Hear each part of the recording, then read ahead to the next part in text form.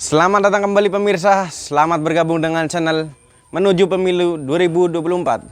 Bersama saya Putut Al-Huda, dalam beberapa menit ke depan saya akan membawakan berita terhangat terupdate di hari ini, yaitu politik dan artis. Silahkan tonton video ini sampai selesai agar kita gagal paham. Salam waras, salam NKRI. Survei Median, elektabilitas Nasdem melejit berkat deklarasi Anies.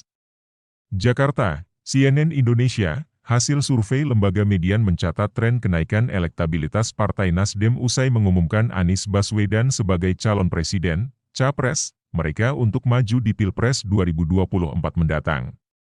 Nasdem deklarasi mengusung Anies sebagai capres pada 3 Oktober 2022 lalu. Sementara survei Median digelar pada 9 hingga 17 November atau sekitar sebulan setelah deklarasi oleh Nasdem. Berdasarkan hasil surveinya, Median mencatat elektabilitas Nasdem berada di angka 7,4%. Angka tersebut meningkat tajam dari hasil survei Median pada Maret 2022 yakni sebanyak 4,5%. Nasdem naik dari 4,5% ke 7,5%. Ini naik cukup besar. Hampir 2 kali lipat, kata Direktur Eksekutif Median Riko Marbun dalam konferensi pers di Jakarta Pusat, Selasa 29 November. Hasil survei Median juga menangkap faktor utama kenaikan elektabilitas Nasdem yakni karena sosok Anies Baswedan yang akan didukung menjadi capres pada 2024 mendatang. Dalam survei Median bertanya alasan responden memilih Nasdem.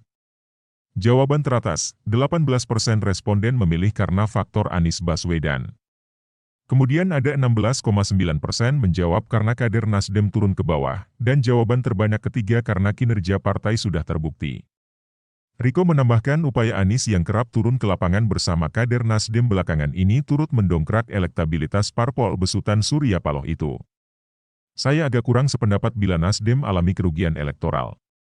Ternyata tidak ya dari temuan ini, kata dia.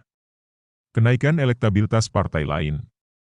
Median juga mendapati kenaikan elektabilitas juga dialami Golkar, PKB, Gerindra, PPP, dan PDIP. Riko merinci elektabilitas PDIP kini berada di angka 22,5%. Angka ini naik dari hasil survei bulan Maret 2022 lalu sebesar 19,6%. Kemudian elektabilitas Partai Gerindra naik dari 13,5% menjadi 14,4% saat ini. Lalu Golkar naik dari 8,8% jadi 11,2%. PKB juga naik dari 8,6% jadi 10,2% dan PPP awalnya 2,5% kini naik 3,9%, kata Riko. Elektabilitas partai turun. Selain itu dalam survei terbarunya, Median mendapati sejumlah partai yang elektabilitasnya turun yakni Demokrat dan PKS. Riko merinci Partai Demokrat alami penurunan dari hasil survei pada Maret 2022 lalu yang mendapatkan 10,6 kini menjadi 8,5%. Lalu, PKS juga alami penurunan dari 6,3% menjadi 5,1%. Sementara itu, PDIP dalam survei Median masih berada di peringkat teratas dengan elektabilitas mencapai 22,5%. Disusul Gerindra dengan 14,4%, Golkar 11,2%. Di posisi keempat hingga ke-10 masing-masing ada PKB, Demokrat, Nasdem, PKS, PPP, Perindo, dan PAN. Berada di posisi ke-8, PPP terancam gagal masuk parlemen bersama PAN di posisi ke-10. Survei Median ini digelar pada 9 hingga 17 November 2022.